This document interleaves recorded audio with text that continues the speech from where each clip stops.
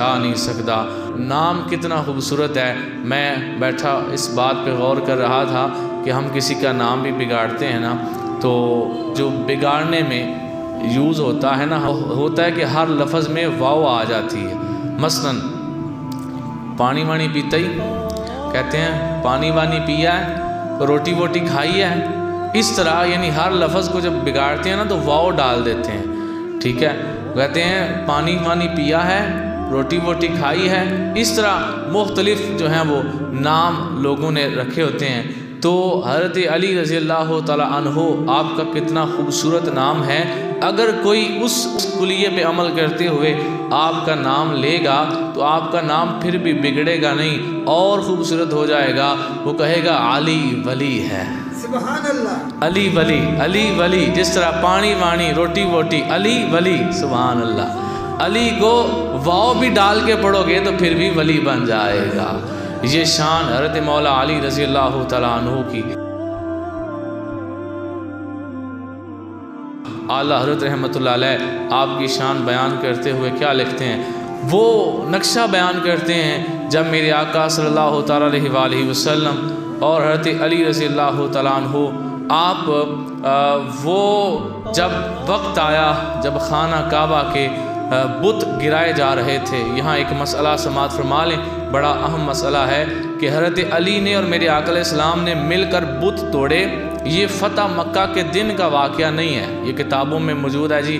جب خانہ کعبہ فتح ہوا، مکہ فتح ہوا، تو اس وقت خانہ کعبہ کے جو بت تھے وہ حضرت علی اور میرے آقا علیہ السلام نے مل کر توڑے تھے، ایسا نہیں۔ یہ مکی دور کا واقعہ ہے، ابھی سرکار علیہ السلام نے ہجرت نہیں کی تھی، اس وقت بت توڑے تھے میرے آقا علیہ السلام نے، اور حضرت علی رضی اللہ تعالیٰ عنہ نے، رات کا وقت تھا اور میرے آقا علیہ السلام نے حضرت علی رضی اللہ تعالیٰ عنہ کو حکم دیا۔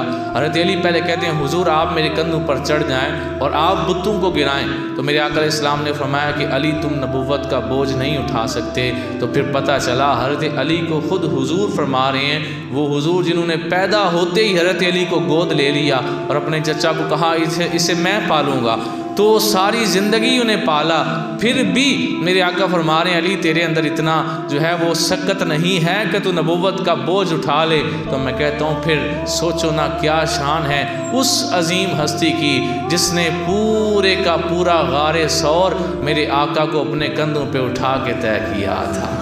اس یار غار کی کتنی بلند شان ہے جو حضور کو اٹھا کے سفر بھی کرتے ہیں۔ سرکار تو ایک جگہ کھڑے ہونے تھے، بس کھڑے ہو کے بتوں کو گرا دینا تھا، لیکن سرکار فرماتے ہیں علی تم میرا بوجھ نہیں اٹھا سکتے۔ تو پھر حضرت علی نبی پاک علیہ السلام کے مبارک کندھوں پر چڑھتے ہیں اور ان بتوں کو گراتے ہیں۔ اب اعلیٰ حضرت نے وہ نقشہ کیسا جو ہے وہ خوبصورت بیان کیا، بڑی خوبصورت بات کرتے ہیں۔ آپ کہتے ہیں جب وہ بلند ہمت چڑھا، یعنی جب میرے آقا علیہ السلام کے کندھوں پر حضرت علی چڑھے، جب وہ بلند ہمت چڑھا اپنے کو ایسے مقام رفیع پر پایا، یعنی اتنا بلند خود کو پایا حضرت علی نے سرکار علیہ السلام کے کندھوں پہ چڑھ کر اپنے کو ایسے مقام رفیع پر پایا کہ فرماتا ہے مجھے خیال آتا تھا اگر چاہوں تو آسمان کا کنارہ چھو لوں۔ سرکار کے کندھوں پہ کھڑے حضرت علی کیا کہتے ہیں کہ مجھے ایسے لگتا تھا میں دل کروں نا ایسے ہاتھ کروں تو آسمان کو ہاتھ لگ جائے۔ یہ کس کی شان ہے؟ حضرت علی کی، کہ ہاتھ اٹھائیں تو سرکار علیہ السلام کے صحابی اس وقت ان کے کندھوں پہ کھڑے ہوئے کہتے ہیں میں ہاتھ اٹھاؤں تو میرا ہاتھ آسمان کو لگ جائے گا۔